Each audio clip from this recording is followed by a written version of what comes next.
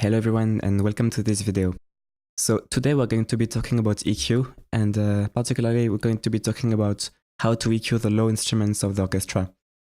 So the thing is, by default, an orchestra tends to have too much mids compared to the bass and the highs. And the reason is that lots of instruments of the orchestra actually sit in the mid-range, around the mid-range, and it just builds up way more than the highs and the mids. So how do we create balance and clarity in the mix?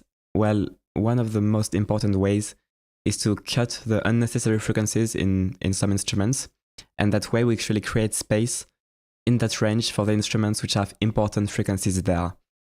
So, for example, if we take this cello,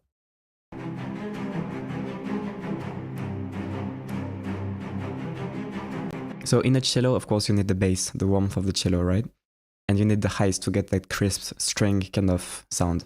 But the mid-range, it's kind of ugly, isn't it? Of course, you need it to some degree, and how much you would cut it will depend on the track.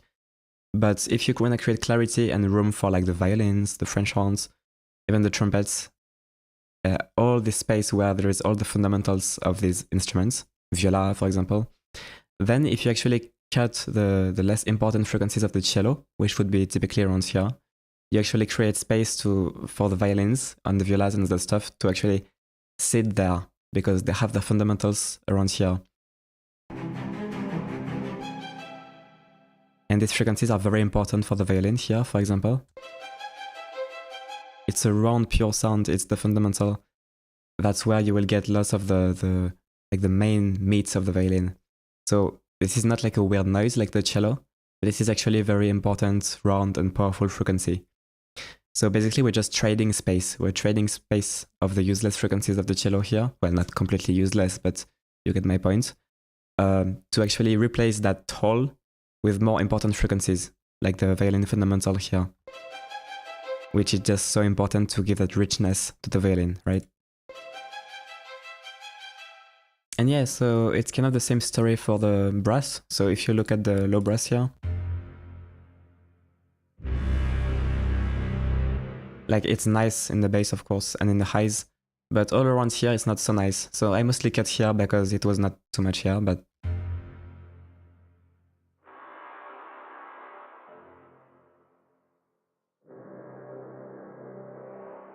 you can hear how it's less of a pure tone, and because it's far away from the fundamental, it starts to get into the kind of noise, which is not as nice as the bass and the highs. So if we compare with the horns here,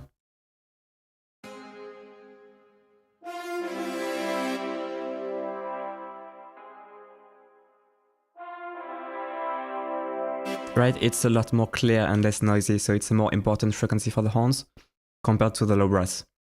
So by cutting the low brass here, we create more space for the horns to sit there, and the result is that we get a flat response. If we just let all these mids build up in all the instruments, then we would end up with a frequency spectrum like this, which would sound very lame, basically. And so by cutting in the right places and, you know, leaving the mid-range in the other places, we actually get a nice balanced sound. If we didn't do all of this EQ work, this is how it would sound, very boring.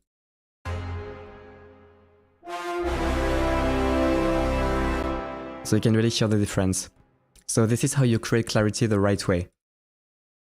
Now you don't always need to cut the mids on all the low instruments because of course it depends on the source. Every low instrument is different. So for example, the cello needed quite a bit of cut there and also the low brass, but these basses, not really.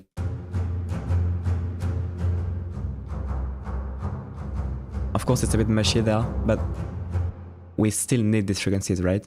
And by default, it's not loud enough that it's distracting, and we have a powerful sub bass and nice crisp highs here. So I don't feel like I need to do that, you know?